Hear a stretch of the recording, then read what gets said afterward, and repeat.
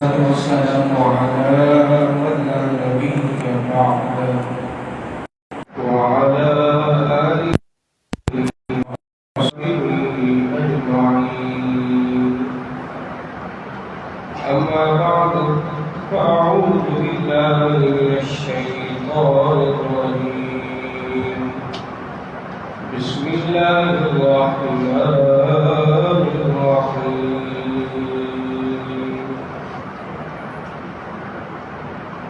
قل هل يستوي الذين يعلمون والذين لا يعلمون؟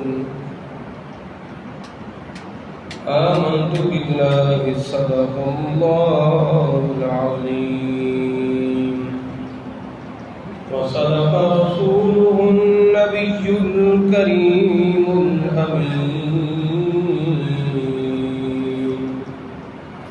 ونحن على ذلك لمن الشاهدين والشاكرين، والحمد لله رب العالمين. قال رسول الله صلى الله عليه وسلم: من يرد الله به خيرا يفقهه في الدين. آمنت بالله صدق الله العظيم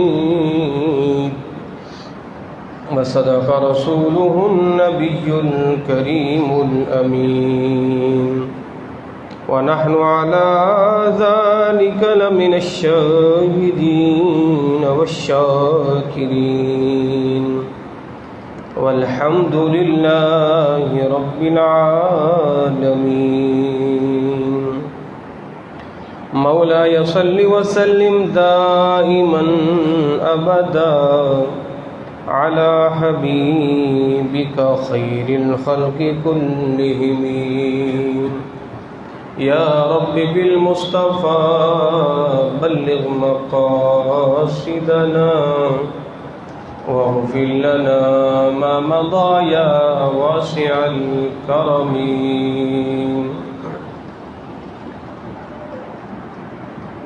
بخدا خدا کا یہی ہے در، نہیں اور کوئی مفر مکر، جو وہاں سے ہو یہیں آ کے ہو، جو یہاں نہیں وہ وہاں نہیں. یا رب بالمصطفیٰ بلغ مقاصدنا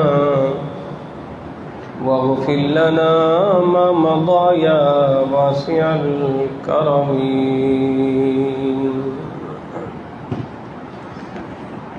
بلغ العلا بکمالہ کشف الدجى بجمالہ حسنت جمیع خصالہ صلوا علیہ وآلہ. الہی تڑپنے پھڑکنے کی توفیق دے، دل مرتضیٰ سوز صدیق دے. یا الہی ہر جگہ تیری عطا کا ساتھ ہو، جب پڑے مشکل شہے مشکل کشا کا ساتھ ہو. یا الہی بھول جائیں نزع کی تکلیف کو، شادی دیدار حسن مصطفیٰ کا ساتھ ہو. حمد و ثنا کے بعد محترم و محتشم عزیزان گرامی قدر، اللہ رب العزت کی بارگاہ میں دعا گو ہوں رب العزت ہم تمام کی نماز جمعہ کی حاضری کو اپنی بارگاہ میں قبول اور منظور فرمائیں۔ اللہ رب العزت آج کی اس بابرکت محفل کا اور وعظ کا اور جملہ ذکر و اذکار کا ثواب رئیس المحدثین حضرت سیدنا امام بخاری رحمۃ اللہ تعالی علیہ اور دیگر مؤلفین صحاح ستہ علیہ رحمۃ الرحمن کی ارواح مقدسہ کو اس کا ثواب ہم پیش کرتے ہیں۔ اللہ رب العزت ان کی مزارات پر انوار پر پروردگار اپنی کروڑوں رحمتوں کا نزول فرمائے۔ عزیزان گرامی، شوال المکرم کا پہلا عشرہ ہے۔ آج 4 شوال المکرم ہے اور ہمارے ہاں اہل سنت و جماعت کے ہاں شوال میں مدارس کے اندر داخلوں کا سلسلہ شروع ہوتا ہے، اور ہم کوشش کرتا ہوں میں کہ شوال کا پہلا جمعہ جو ہے وہ اس پر لوگوں کی ذہن سازی کی جائے کہ اپنی اولاد کو دینی درسگاہوں کی طرف بھیجیں اور دین کے نور سے اپنی اولاد کو منور کریں۔ اور یکم شوال المکرم رئیس المحدثین امیر المؤمنین فی الحدیث حضرت سیدنا امام بخاری رضی اللہ تعالی عنہ کا یوم ہے، تو اسی مناسبت سے آپ کی سیرت طیبہ کے چند ایک گوشے آپ کی سماعتوں کے نظر کیے دیتے ہیں۔ اس سے پہلے ایک مختصر سی تمہیدی گفتگو آپ سماعت کر لیں تاکہ پھر آپ کو ہمارا موضوع سمجھنے میں آسانی ہو۔ عزیزان گرامی قدر، اہل یہود کی اہل نصارہ کے ساتھ شروع سے دشمنی تھی۔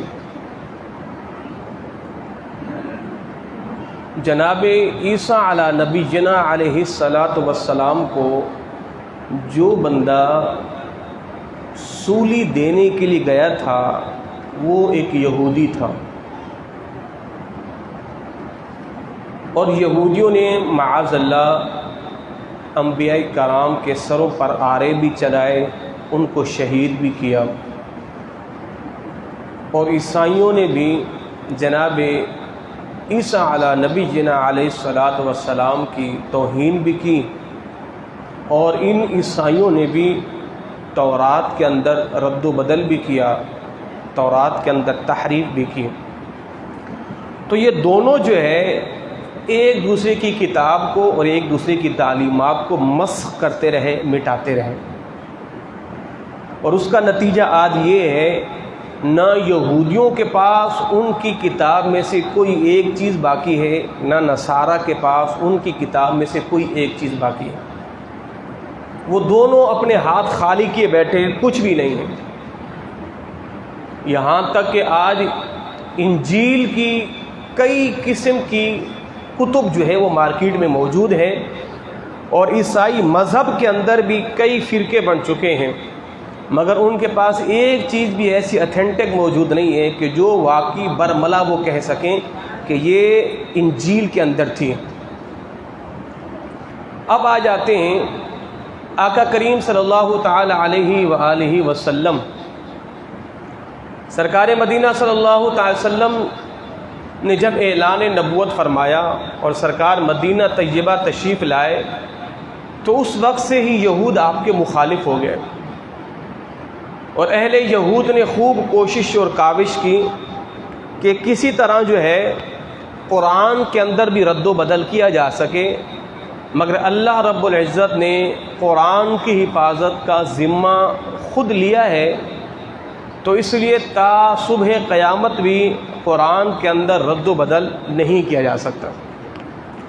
تورات، انجیل، زبور کا اللہ نے ذمہ نہیں لیا تھا، اس کے اندر رد و بدل ہو گئی، مگر اللہ نے قرآن کا اپنے اوپر ذمہ لیا ہے، تو تا صبح قیامت اس کے اندر رد و بدل نہیں کیا جا سکتا۔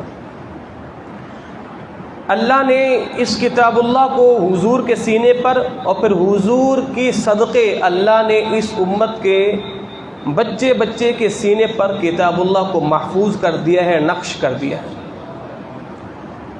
آقا کریم صلی اللہ تعالی علیہ وسلم حضور صحابہ کرام کو قرآن کا املا کروایا کرتے تھے، حضور لکھوایا کرتے تھے، اور صحابہ کرام نے کتاب اللہ کو لکھا، بعضوں نے چمڑوں پہ لکھا، بعضوں نے پتھروں پہ لکھا، بعضوں نے ہڈیوں پہ لکھا، بعضوں نے کاغذوں پہ لکھا، تو جس کے پاس جو تھا اس نے قرآن کو لکھ کے محفوظ کر لیا۔ جناب عثمان غنی رضی اللہ تعالیٰ عنہ کا زمانہ آیا تو اس قرآن کو ایک مکمل کتابی شکل دی گئی، اور جس کے پاس قرآن کے جتنے اوراق تھے، جتنی صورتیں تھیں، سب جمع کی گئی۔ جمع کرنے کے بعد کتاب اللہ کو ایک کتابی شکل میں محفوظ کر دیا گیا، اور پھر اس کے نسخے، اس کی کاپیاں مختلف علاقوں کے گورنروں کے پاس بھجوا دی گئی تاکہ یہ اپنی قوم کو دیں اور اس کی تلاوت کریں۔ تو کتاب اللہ کی ذمہ داری تو اللہ نے لی، اور وہ صحابہ کرام کے سینوں میں محفوظ، آقا کریم کے سینے اقدس پر محفوظ، اور امت مسلمہ کے بچے بچے کے سینے پر بھی محفوظ۔ اب رہی بات احادیث طیبہ کی۔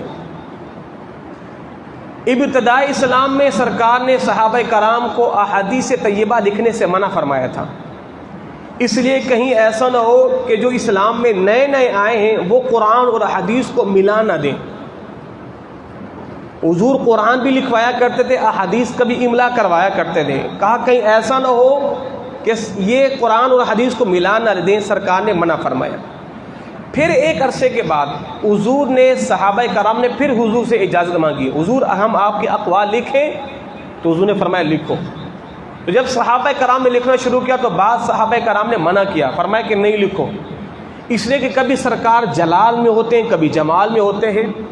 تو جب صحابہ کرام نے پھر حضور سے یہ عرض کی تو حضور نے فرمایا کہ میرا جلال بھی حق ہے اور میرا جمال بھی حق ہے، تو ہر ایک بات تمہارے لیے دین کا حصہ ہے۔ تو پھر صحابہ کرام نے تدوین حدیث کو لکھنا شروع کر دیا۔ اب صحابہ کرام نے احادیث طیبہ کو لکھنا شروع کیا۔ اب ان صحابہ کرام میں سے جس کا سب سے بڑا نام نمایاں نظر آتا ہے وہ ہے جناب ابو ہریرہ کی ذات۔ ابو ہریرہ رضی اللہ تعالی عنہ کے پاس احادیث کا بہت بڑا ذخیرہ تھا۔ اب لوگ کہا کرتے تھے اے ابو ہریرہ، تم سے زیادہ کئی صحابہ کرام حضور کے پاس رہے، جناب ابو بکر رہے، عمر رہے، عثمان رہے، ابو ہریرہ تو مدینے میں آ کے سرکار کے، مکے میں تو نہیں تھے نا، تو ابو ہریرہ تمہارے پاس یہ زیادہ احادیث کا ذخیرہ کیسے ہے؟ تو جناب ابو ہریرہ رضی اللہ تعالیٰ عنہ ارشاد فرماتے ہیں بات یہ ہے کہ باقی جو صحابہ کرام تھے وہ تھے کاروباری، کھیتی باڑی کرنے والے، کام کاج کرنے والے، تو وہ کبھی سرکار کی بارگاہ میں حاضر ہوتے، کبھی نہیں ہوتے، تو اس لیے ان کے پاس احادیث کا ذخیرہ بھی کم ہے۔ میں تو تھا تنہا، میری ایک والدہ تھی، میرا کوئی کام کاج نہیں تھا، میں ہمیشہ حضور کی بارگاہ میں رہتا تھا، سرکار کے فرامین کو سنتا تھا اور میں یاد کرتا تھا، اس لیے آج میرے پاس احادیث طیبہ کا ذخیرہ موجود ہے۔ بخاری، مسلم، ترمذی، ابو داؤد، نسائی، ابن ماجہ، یہ سیاست تک کی مشہور 6 کتابیں ہیں، اور اس کے علاوہ جتنی بھی اور کتابیں ہیں، سب کے اندر سب سے زیادہ لوگوں کے پاس جو احادیث طیبہ ہے وہ جناب ابو ہریرہ سے مروی ہے۔ وجہ کیا ہے؟ ابو ہریرہ کا اٹھنا، بیٹھنا، لیٹنا، سونا سب کچھ سرکار کی بارگاہ میں ہوا کرتا تھا، تو اس لیے ان کے پاس احادیث طیبہ کا ذخیرہ بھی بہت زیادہ۔ جناب عمر کے حوالے سے آتا ہے کہ آپ کا ایک ساتھی تھا انصاری، اب وہ کرتے تھے کھیتی باڑی۔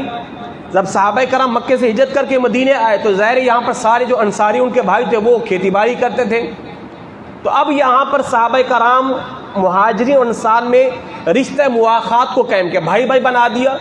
تو جو جناب عمر کے بھائی بنے تھے تو آپ نے فرمایا دیکھو میاں بات یہ ہے، ایک دن تم حضور کے پاس رہا کرو اور ایک دن میں رہوں گا، اور جس دن میں رہوں گا تم نہیں آؤ گے تو میں تمہیں بتاؤں گا اللہ کے نبی نے آج کیا کیا فرمایا ہے، اور جس دن آپ رہو گے میں نہیں رہوں گا، میں کام پر جاؤں گا، تو جب میں آؤں گا تو آپ مجھے بتاؤ گے اللہ کے نبی نے یہ فرمایا ہے۔ تو صحابہ کرام نے یوں سرکار مدینہ صلی اللہ علیہ وسلم سے دین کو سیکھا ہے۔ اب ابو ہریرہ رضی اللہ تعالیٰ عنہ کا جو حافظہ تھا وہ تھا کمزور، اب جو بھی احادیث سنتے تھے جناب ابو ہریرہ وہ بھول جاتے تھے، تو حضور کی بارگاہ میں عرض کی بندہ نواز میں آپ کے فرامین کو سنتا ہوں اور میں بھول جاتا ہوں، تو سرکار کوئی وظیفہ ارشاد فرمائیے، دعا فرمائیے کہ میرا قوت حافظہ مضبوط ہو تاکہ میں آپ کے فرامین کو سنوں۔ تو جناب ابو ہریرہ فرماتے ہیں کہ میرے پاس چادر تھی، تو سرکار نے فرمایا اپنی چادر کو بچھاؤ، فرماتے میں نے چادر کو بچھایا، چادر کو بچھانے کے بعد سرکار نے 3 چلوں یا کہہ لیں 3 لپ کہہ لیں، تو حضور نے یوں لیے، کہاں سے لیے؟ بالکل سرکار نے ایسے لیا، اب ظاہر یہاں کچھ نظر تو نہیں آ رہا، حضور نے یوں لیا اور 3 مرتبہ چادر میں ڈالا، اور پھر سرکار نے چادر کے چاروں کونوں کو پکڑا، پکڑنے کے بعد ابو ہریرہ کو دیا، فرمایا کہ اب اس کو سینے سے لگا لو۔ تو جناب ابو ہریرہ جب اس کو سینے سے لگایا فرماتے وہ دن ہے اور پھر تا دم حیات میں کبھی بھی سرکار کی احادیث کو نہیں بھولا۔ تو اس لیے جناب ابو ہریرہ کے پاس سب سے زیادہ احادیث طیبہ کا ذخیرہ موجود ہے۔ نمبر 1 سرکار کے پاس رہا کرتے تھے، اور نمبر 2 سرکار نے وہ جو 3 لپ عطا کیے تھے اس کی برکت یہ تھی، ابو ہریرہ فرماتے جو سنا وہ بھی یاد، جو بھول گیا تھا اللہ نے وہ بھی یاد دلا دیا ہے۔ اچھا جی، یہاں تک بات سمجھ آ گئی۔ اب جب سرکار کا ظاہری وصال ہو گیا تو صحابہ کرام منتشر ہو گئے، کئی صحابہ کرام مدینے سے مکے چلے گئے، کوئی بصرہ چلے گئے، کوئی شام چلے گئے، کوئی عراق چلے گئے، کوئی ایران چلے گئے، کوئی مصر چلے گئے۔ اب زیر صحابہ کرام کی سرکار نے ڈپٹیاں لگائی، کسی کو کہاں کا گورنر بنایا، کسی کو کہاں کا قاضی بنایا، کوئی جو ہے وہ جہاد کر کے کہیں چلے گئے، کوئی کہاں چلے گئے۔ اب صحابہ کرام ہو گئے منتشر سرکار کے ظاہری وصال کے بعد۔ اب صحابہ کرام میں جستجو پیدا ہوئی کہ ہم نے احادیث طیبہ کے ذخیرے کو بھی جمع کرنا ہے، قرآن کو تو جمع ہے، قرآن تو جمع ہو گئے ہیں، اب ہم نے کرنا ہے احادیث طیبہ کے ذخیرہ کو جمع کرنا ہے۔ اب صحابہ کرام کے اندر یہ جستجو پیدا ہوئی، یہ لگن پیدا ہوئی، اب صحابہ کرام نے اس کو جمع کرنے کے لیے کتنی کوششیں کی، اللہ اکبر۔ جناب حضرت جابر بن عبداللہ رضی اللہ تعالیٰ عنہ، آپ کو پتہ چلا کہ عبداللہ بن انیس نامی شخص مصر میں رہتے ہیں اور ان کے پاس اللہ کے نبی کی ایک حدیث موجود ہے۔ توجہ رکھیے گا، آج ہماری قوم اپنی اولاد کو آکسفورڈ یونیورسٹی کے لیے ڈگری حاصل کرنے کے لیے بھیجتی ہے، اولاد یہاں سے نہ جانے دنیا کے کئی ممالک میں چکر لگاتی، کئی بچے چائنا میں، جرمنی میں، جاپان میں، نہ جانے کہاں پڑھ رہے ہیں، ڈگریوں کے لیے پڑھ رہے ہیں نا، مگر آج تک کسی نے اپنی اولاد کو اپنے گھر سے 25 کلومیٹر 20 کلومیٹر یا ایک شہر سے دوسرے شہر کے لیے دین کے لیے بھی بھیجا ہے؟ نہیں بھیجا۔ اب سنیے، جناب جابر بن عبداللہ رضی اللہ تعالیٰ عنہ فرماتے ہیں مجھے پتا چلا مصر میں ایک صحابی ہے، ان کے پاس اللہ کے نبی کی ایک حدیث ہے۔ آپ نے کیا کیا؟ فوراً اونٹ خریدا، اونٹ پر کجاوا کسا، کجاوا کسنے کے بعد اونٹ پر بیٹھے اور 1 مہینے کا سفر کر کے گئے۔ کتنا بولے؟ 1 مہینے کا سفر اونٹ پر سفر کر کے گئے، مصر پہنچے۔ سنیے گا، دروازے پہ دستک دی، گھر سے آپ کا غلام آیا، دربان آیا، چوکیدار آیا، فرمایا کہ جاؤ جناب عبداللہ سے کہو جابر آئے ہیں۔ آپ کا دربان گیا کہ حضرت جابر آئے ہیں۔ کہا کون سے جابر؟ جابر بن عبداللہ۔ وہ پھر آیا، کہا اب جابر بن عبداللہ؟ فرمایا بالکل۔ فوراً اندر سے وہ صحابی دوڑتے ہوئے آئے کہ حضرت آج تشریف لائیں، بیٹھے، آپ 1 مہینے کا سفر کر کے آپ کے لیے ضیافت کا اہتمام، نیچے اترے، غسل فرما لیں، بال آپ کے گرد آلود ہیں، کپڑے آپ کے گرد آلود ہیں، نیچے تو اتریے۔ آپ نے فرمایا نہیں، میں نے نیچے نہیں اترنا، آپ مجھے یہ بتائیں آپ کے پاس اللہ کے نبی کی کون سی حدیث ہے؟ آپ کے پاس سرکار کی کون سی؟ آپ مجھے وہ حدیث سنائیں۔ کہا اتریے، فرمایا کہ نہیں، حدیث سنائیے۔ حدیث سنائی گئی، آپ نے اونٹ کا رخ موڑا، مصر سے 1 مہینے کا دوبارہ سفر شروع کیا اور مدینے آ گئے۔ کہا اتریے، فرمایا کہ نہیں نہیں نہیں، میں اتر جاؤں گا، بیٹھوں گا، کھاؤں گا، پھر میرے اندر یہ خواہش پیدا ہوگی چلو مصر میں آئے کچھ گھوم ہی لیتے ہیں، کچھ شاپنگ ہی کر لیتے ہیں، کسی سے مل ملا لیتے ہیں۔ فرمایا کہ نہیں، پھر میرا 1 مہینے کا وہ جو طلب علم کا سفر ہے نا، اس کا ثواب جاتا رہے گا، اس کا ثواب۔ میں نے اترنا نہیں ہے، میں نے اترنا نہیں ہے۔ آپ نے فوراً سواری کا منہ موڑا اور دوبارہ مدینے آ گئے۔ ایک حدیث کے لیے 1 مہینے کا سفر، ایک حدیث کے لیے۔ بعض دفعہ مصر سے شام، شام سے عراق، فلاں کے پاس حدیث ہے، دوڑ لگائی۔ کئی صحابہ کرام گھوڑوں پہ سفر کر کے جا رہے ہیں، کوئی اونٹوں پہ جا رہے ہیں، کوئی پیدل سفر کر رہے ہیں۔ جناب عبداللہ بن عباس رضی اللہ تعالی، حضور کے چچا زاد بھائی، آپ کو پتہ چلا کہ فلاں سرکار کے صحابی ان کے پاس حدیث ہے اور حدیث سیکھنے کے لیے جاتے تھے۔ آپ گئے، صحابی رسول کے دروازے کے باہر بیٹھ گئے، حضور کے چچا زاد بھائی دروازے کے باہر بیٹھے ہوئے۔ یہ ادب دیکھے، ادب، یہ ہے دین سیکھنے کا ادب۔ ہماری قوم کے اندر تو ادب ہی نہیں ہے نا، جو منہ میں آیا بک دیا، جو منہ میں آیا بک دیا۔ حدیث کا ادب بھی نہیں ہے، دین سیکھنے کا ادب نہیں ہے لوگوں کے اندر۔ چلتے راہ جو، جناب بتائیے مسئلہ کیسے ہے؟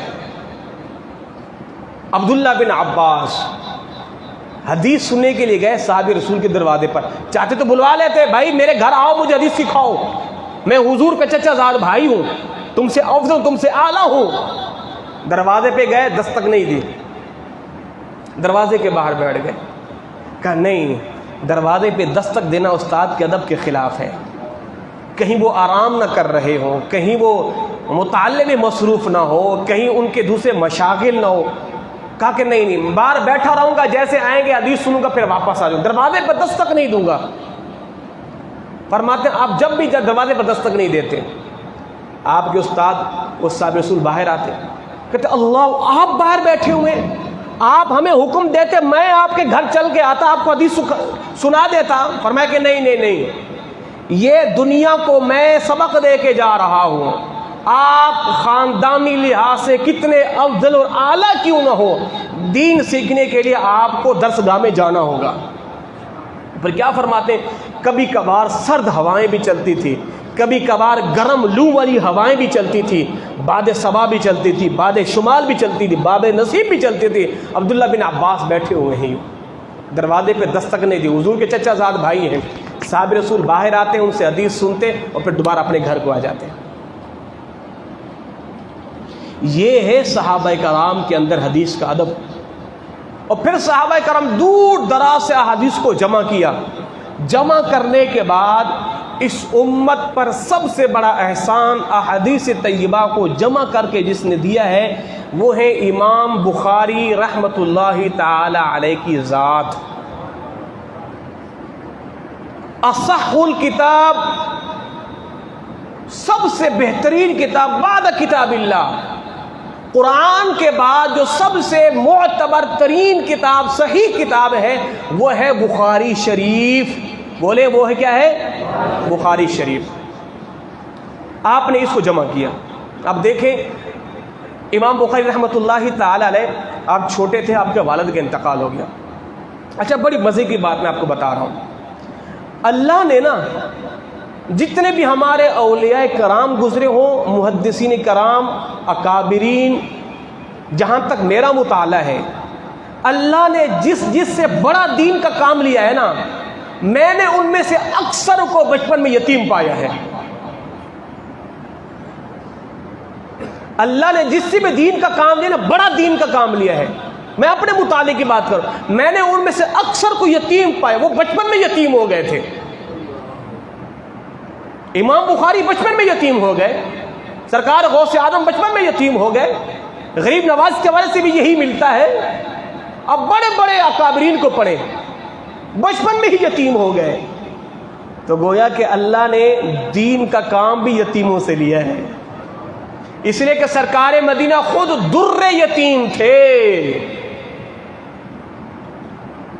آپ کے والد کا انتقال ہو گیا، آپ کی والدہ بڑی عابدہ، زاہدہ، تہجد گزار، شب زندہ دار، روزے دار تھی۔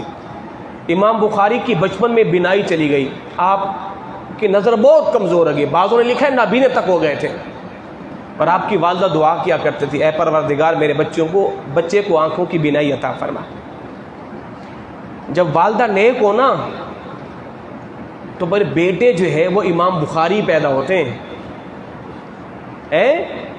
جب والدہ نیک ہو تو جب والدہ جو ہے وہ دودھ پلا کے انڈین ڈرامے دیکھنے والی ہو نا تو پھر بچے مائیکل جیکسن جیسے پیدا ہوتے ہیں۔ جب ماں نیک ہو تو بیٹا یا تو امام احمد رضا جیسا پیدا ہوگا یا پھر سرکار غوث اعظم جیسا پیدا ہوگا۔ ماں نیک تھی، دعا کرتی رہی، مالک میرے بیٹے کو بینائی دے، مالک میرے بیٹے کو بینائی دے، مالک میرے بیٹے کو بینائی دے۔ اللہ نے پھر دعا کیسے قبول کی؟ امام بخاری کی والدہ فرماتی ہے میں سوئی ہوئی تھی، رات کو میرے خواب میں سرکار کے جد امجد حضرت سیدنا ابراہیم خلیل اللہ علیہ السلام میرے خواب میں تشریف لائے، بولے سبحان اللہ۔ اور کیا فرمایا؟ مئی اللہ نے تیری دعاؤں کو قبول کر لیا ہے، رب نے تیرے بیٹے کو بینائی عطا فرما دی ہے۔ امام بخاری کو اللہ نے آنکھوں کا نور دے دیا۔ اب امام بخاری کے اندر حدیث سیکھنے کی بڑی جستجو تھی۔ آپ نے کئی ملکوں کا سفر کیا، کبھی مصر گئے، کبھی شام گئے، کبھی کوفہ گئے، اور آپ جب 18 سال کے تھے اپنی والدہ کے ساتھ اپنے بھائی کے ساتھ حج کو گئے۔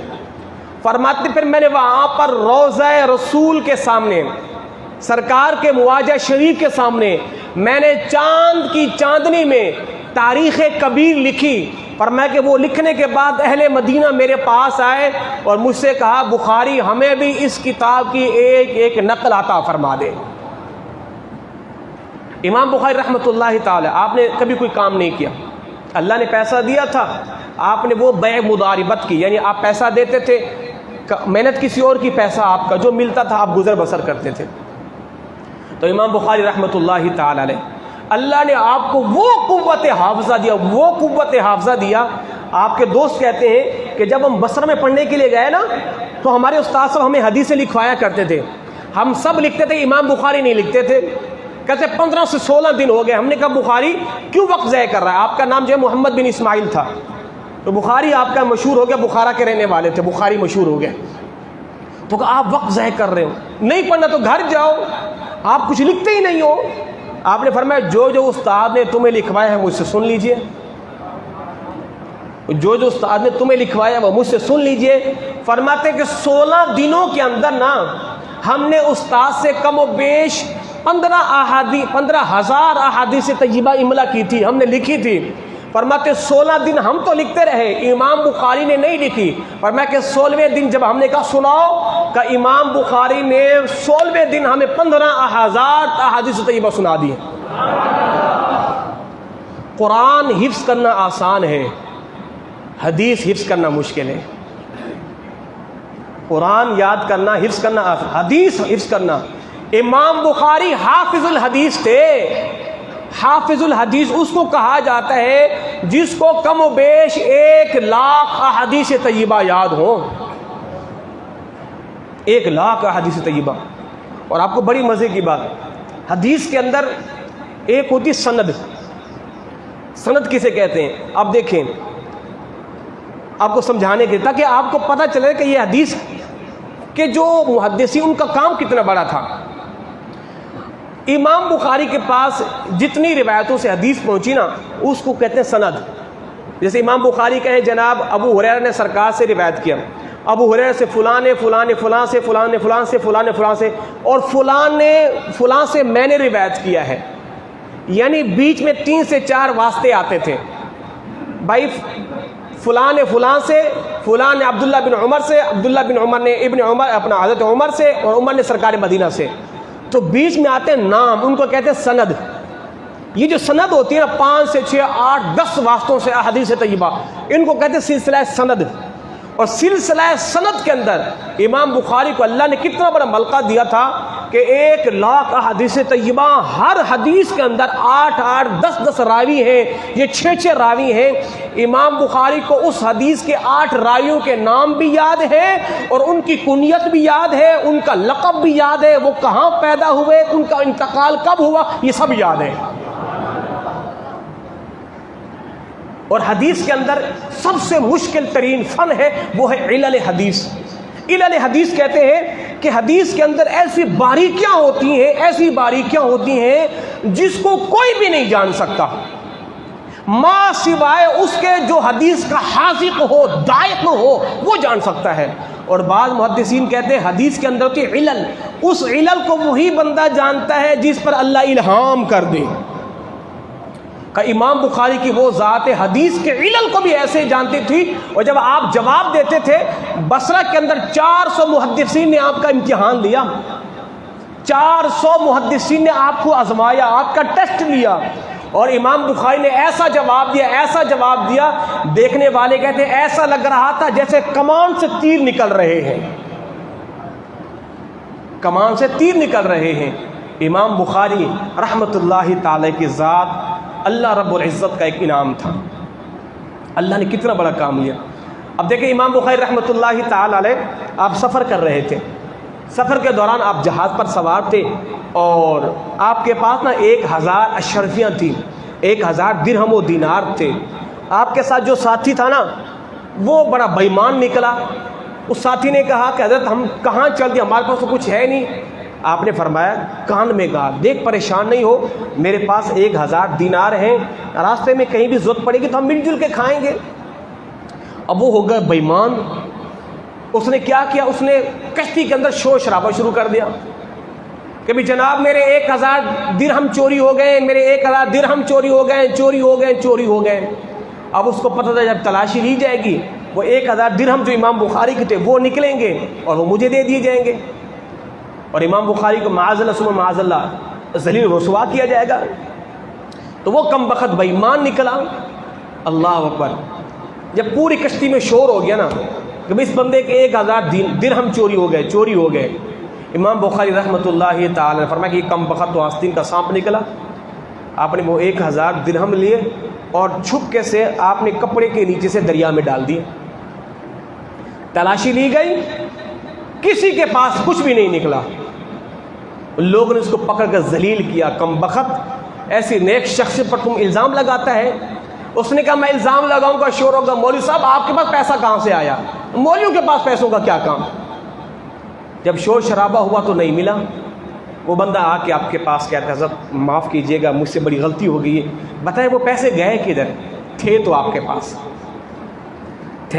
پاس، آپ نے دکھائے بھی ہیں، وہ گئے کدھر؟ آپ نے فرمایا میں نے اس کو دریا میں ڈال دیا۔ کہ اللہ، اتنی بڑی رقم دریا میں ڈال دی آپ نے، یہ تو بہت بڑا آپ نے نقصان کر دیا۔ سنو میرے امام بخاری نے کیا خوبصورت جواب دیا، اور میں سن خدا کے بندے، اگر 1000 درہم مل بھی جاتے نا، لوگ تمہیں دے دیتے اور معاذ اللہ مجھ پر چوری کا الزام بھی لگاتے، اور میں جتنی بھی صفائیاں دیتا تو ممکن ہے میری صفائی کو مان بھی لیا جاتا، مگر پھر بھی لوگ کچھ تو یہ کہتے یار امام بخاری نے چوری کی ہے، ان کو چوری نہیں کرنی چاہیے تھی۔ اور فرمایا سن، میرے نزدیک 1000 کیا 1,00,000 بھی درہم ہوتے میں پھینک دیتا، اس لیے کہ ان 1000 درہم اگر میرے پاس سے وصول ہو جاتے اور لوگوں کو پتہ چل جاتا کہ چوری میں نے نہیں کی، جب میری حدیثیں لوگوں تک پہنچتی تو لوگ میری حدیث کو لینے سے انکار کر دیتے، کہتے نہیں اس حدیث کو ہم نہیں لیں گے، کیونکہ وجوہ تان میں سے جو ایک قسم ہے فاسق و فاجر، یہ تو اس کی حدیث ہے جس نے چوری کی تھی۔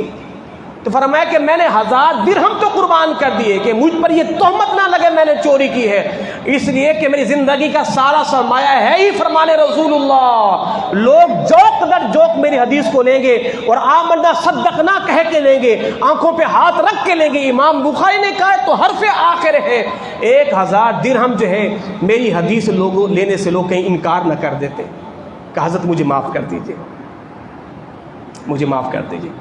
تو امام بخاری رحمۃ اللہ تعالی ساری زندگی کام کرتے رہے۔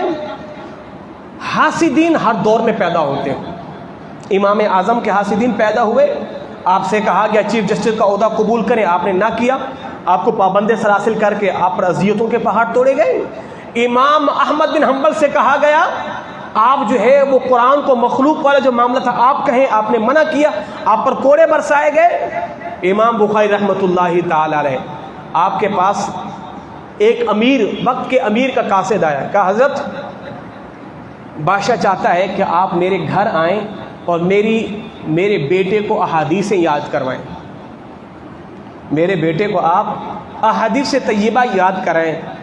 آپ نے فرمایا نہیں، اگر تیرے بیٹے نے پڑھنا ہے تو درس گاہ آئے گا، جہاں غریب کا بیٹا بیٹھا ہے وہیں بیٹھ کے پڑھے گا۔ امیر نے کہا نہیں، بادشاہ نے کہا نہیں، آپ کو آنا پڑے گا میری دہلیز پر۔ امام بخاری نے فرمایا میں نہیں آؤں گا۔ یہ فرمان رسول اللہ کے ادب کے خلاف ہے کہ ہم تمہاری دہلیز پر آ کے تمہیں قرآن کا درس دیں، تمہیں حدیث کا درس دیں۔ تم آؤ مسجد میں بیٹھ کے پڑھو، درس گاہ میں آ کے پڑھو، یہ ادب ہے اس کا۔ تمہاری دہلیز کی دروازے پہ آ کے چوکٹ پہ دستک دیں اور کہے بخاری آیا ہے پڑھو بخاری، کہا نہیں، تمہاری دہلیز پہ نہیں آنا، تمہاری سلطنت تمہاری بادشاہت باہر میں جائے، آنا بخاری کے پاس آنا پڑے گا۔ وقت کا حاکم آپ کے خلاف ہو گیا، لوگ آپ کے حاصل ہو گئے، آپ نے مجبوراً وہ شہر چھوڑ دیا۔ جس شہر میں جاتے حکومتی کارندے تو ہوتے ہیں نا ہر جگہ، اے جی وہ مخالفت تو کرتے ہیں، تو ہر جگہ اس حاکم کے کارندے تھے، ہر جگہ کھڑے ہو گئے۔ امام بخاری اس سے پہلے جب تک آپ نے بادشاہ کو منع نہیں کیا تھا، جب آپ نیشا پور آئے نا، نیشا پور، سارا کا سارا نیشا پور آپ کے استقبال کے لیے کھڑا ہو گیا، اور ہزاروں کی تعداد میں لوگ آپ سے درس احادیث لیا کرتے تھے، آپ کی دست بوسی کیا کرتے تھے، آپ کی قدم بوسی کیا کرتے تھے۔ جب وقت کے حکمران سے ٹکر لی تو سارے کے سارے مخالف ہو گئے، جہاں بھی جاتے حکومتی کارندے کھڑے ہو جاتے، امام بخاری کی مخالفت، امام بخاری کی مخالفت، امام بخاری کی مخالفت۔ آپ کے لیے زمین تنگ کر دی گئی۔ اللہ اکبر، میں قربان جاؤں، امام بخاری رحمۃ اللہ تعالی نے ایک دن نماز تہجد پڑھی، اور نماز تہجد کے بعد سنو، اب آخری بات کرنے لگا ہوں۔ یہ باتیں ہم جیسے نکمے لوگوں کے لیے نا جو ممبر رسول پہ بیٹھے، ہمارے لیے سبق ہے۔ امام بخاری نے نماز تہجد پڑھی، نماز تہجد کے بعد بیٹھ کے رونے لگے، اور دعا کیا کی، پروردگار تیری اتنی وسیع زمین مجھ پر تنگ ہو گئی ہے، تیری زمین کے اندر اتنی وسعت ہے، اتنی کشادگی ہے، مالک مجھ پر تنگ ہو گئی ہے، اے پروردگار مجھے اپنے حضور بلا لیجئے۔ امام بخاری نے یہ دعا کی، 1 مہینے کے بعد امام بخاری نے اپنی جان آفرین کے سپرد کر دی۔ 1 مہینے کے بعد دیکھا لوگوں نے کیا حال کیا اس امام بخاری کا، کہ جس کتاب کو کتاب اللہ کے بعد ہم اپنے سر پہ رکھتے ہیں، امام بخاری نے کہہ دیا بات ختم، کوئی اور بات نہیں ہوگی۔ مگر اس امام بخاری کے ساتھ لوگوں نے کیا کیا ہے۔ امام نسائی رحمۃ اللہ تعالی، لگے ہاتھوں سب کا حصول برکت میں ذکر ہو جائے، امام نسائی مولا علی کے بڑے شہدائی تھے۔ آپ نے شام کے اندر مولا علی کے شان میں پوری کتاب لکھی، وہاں کے کچھ لوگوں کو ناگوار گزری۔ امام نسائی رحمۃ اللہ تعالی مسجد میں درس دے رہے تھے، لوگوں نے امام نسائی کو پکڑنے کے بعد باہر لے گئے اور لکڑیوں سے مارا، یہاں تک کہ آپ خون و خون ہو گئے۔ اور امام نسائی کیا فرماتے ہیں، لوگوں جلدی سے مجھے مکہ پہنچا دو، میں چاہتا ہوں مجھے موت بھی مکے میں آئے۔ لوگوں نے آپ کو اٹھایا اور صفا مروہ کے درمیان آپ کا انتقال ہو گیا، اور وہیں آپ کی قبر مبارک موجود ہے۔ امام ابو داؤد رحمۃ اللہ تعالی، آپ نے 5 لاکھ احادیث طیبہ آپ کو یاد تھی، 5 لاکھ میں سے 4000 احادیث طیبہ کو الگ کیا اور لکھا۔ اور محدثین کہتے ہیں ہم نے سرکار مدینہ کو خواب میں دیکھا، حضور نے فرمایا جس نے میری سنن کو یاد کرنا ہو میرے غلام ابو داؤد کی کتاب کو پڑھ لے۔ اور ابو داؤد کے حوالے سے آتا ہے کہ جناب مشہور عارف باللہ حضرت سہل بن عبداللہ تستری حضرت امام ابو داؤد کی خدمت میں حاضر ہوئے، فرمایا حضرت آپ اپنی زبان کو باہر نکالیں۔ تو امام ابو داؤد نے اپنی زبان کو باہر نکالا، تو اس عارف باللہ نے امام ابو داؤد کی زبان کو چوم لیا، فرمایا کہ یہ کیا کیا ہے؟ فرمایا اس لیے کہ اس زبان پر میرے مدنی آقا کی کئی لاکھ احادیث طیبہ یاد ہیں، کئی لاکھ احادیث طیبہ یاد ہیں۔ تو یہ ہے وہ عظیم شخصیتیں۔ امام مسلم رحمۃ اللہ تعالی علیہ امام مسلم ایک حدیث کو تلاش کرتے تلاش نہیں ملی. اب سنیے گا یہ لوگ مطالعے کے اندر کتنا مستغرق ہوا کرتے تھے. امام مسلم گھر میں آئے اور گھر میں آنے کے بعد کتابیں اٹھائی اور حدیث تلاش کر رہے ہیں اور آپ کے ساتھ ایک کھجور کا ٹوکرا پڑا تھا. حدیث بھی تلاش کر رہے ہیں، کھجور بھی کھا رہے، حدیث بھی تلاش کر رہے ہیں، کھجور بھی کھا رہے. اب اتنے مستغرق ہو گئے آپ کو پتہ بھی نہیں چلا کہ آپ نے وہ جو کھجوروں کا ٹوکرا تھا بڑی مقدار میں آپ نے تناول فرما لیا. جب آپ نے حدیث مل گئی، جب آپ نے توجہ کی کہ میں نے اتنا کھا لیا ہے، پھر آپ کی طبیعت ناساز ہوئی اور پھر اسی میں آپ کا انتقال ہو گیا. امام ترمذی رحمۃ اللہ تعالی جنہوں نے پورا ایک شمائل ترمذی کا باب باندھا ہے، سنن ترمذی کے اندر اللہ کے نبی صلی اللہ علیہ وسلم کے خد و خال، حضور کا حسن و جمال، حضور کے لبھائے مبارک کیسے تھے، حضور کے ہونٹ مبارک کیسے تھے، سرکار کی زلف عنبرین کیسی تھی، حضور کے جو ہے وہ ناخن مبارک کیسے تھے، حضور کے پاؤں مبارک کیسے تھے، سرکار کے ہاتھوں کی انگلیاں کتنی کشادہ تھی، سرکار کے کندھے مبارک کتنے کشادہ تھے، حضور کی مہر نبوت کیسی تھی، سرکار کی پلکیں کیسی تھی، حضور کے ابرو کیسے تھے. امام ترمذی نے شمائل ترمذی کے اندر پورا ایک باب باندھا ہے. تو صاحب وہ بات ختم کرنے لگا ہوں. یہ ہیں وہ نیک ہستیاں جنہوں نے دین کا کام کیا ہے. یہ صحاح ستہ ہماری یہاں معتبر کتابیں حدیث کی، صحیح اصح الکتاب تو کتاب اللہ، کتاب بخاری ہے، مگر امام بخاری، امام مسلم رحمۃ اللہ تعالی، امام ابو داؤد، امام ترمذی اور امام نسائی اور امام ابن ماجہ، یہ 4-6 حدیثوں کے بہت بڑے ستون ہیں کہ جس پر کوئی بندہ کہ جناب سیاستہ کے اندر موجود ہے، وہ چاہے کسی بھی مکتب فکر سے تعلق رکھتا ہو، اس کی زبان بند ہو جائے گی. جب سیاستہ کے اندر ہے، سیاستہ کا مطلب یہ کہ حدیثوں کی کتاب میں سے سب سے زیادہ صحیح احادیث ان 6 احادیثوں کے اندر جمع کی گئی. اس کے علاوہ بھی جو حدیث کی کتابیں ہیں ان کا بھی احادیث طیبہ جمع کی گئی ہیں. تو یکم شوال مکرم جو ہے امام بخاری کا یوم تھا، اسی حوالے سے آپ کی سماعتوں نظر چند باتیں کی ہیں. اور پھر میں کہوں گا یہ مہینہ مدرسوں میں داخلوں کا سلسلہ ہے. اپنی اولاد کو دین کے لیے وقف کریں، دین کے لیے بھیجیں. آج میں کبھی کبھار دیکھتا ہوں غریب جو نا غریب، وہ بھی پیسہ جمع کر کے اپنی اولاد کے لیے ویزا لگواتا ہے، پاسپورٹ لیتا ہے. جی جناب چائنا پڑھنے جا رہا ہے، جرمنی، نہ جانے کون سی ڈگری، بایولوجی، پتہ نہیں، مجھے تو نام بھی زبان پر نہیں چڑھتے. یہ ڈگری وہ ڈگری، 16 سال 17 سال 20 سال 25 سال ڈگریاں لیے جا رہے ہیں. اور لیتے لیتے مر گیا تو بیڑا غرق ہو گیا نا. 25 سال تک بچہ جناب میں ایڈجسٹ ہو جاؤں پھر شادی کروں گا. 25 سال 30 سال ہو گئے ڈگریاں لیتے جب گھر میں آیا، ابھی نوکری پہ جانا تھا، شادی کرنی تھی، وہیں مر گیا. باپ کا سرمایہ سارا غرق ہو گیا. سرمایہ تو اس باپ کا ہے، بچے کو بولنا شروع آیا ہے، چل بچہ مدرسے جا.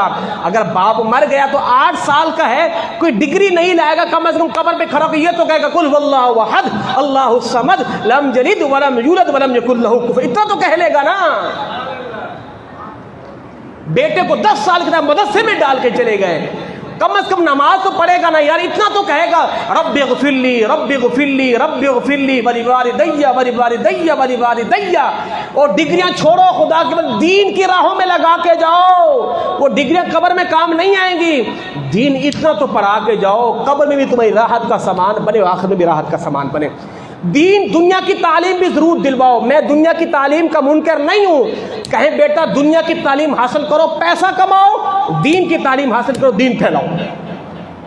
اللہ ہم سبوں کو عمل کی توفیق عطا فرمائے.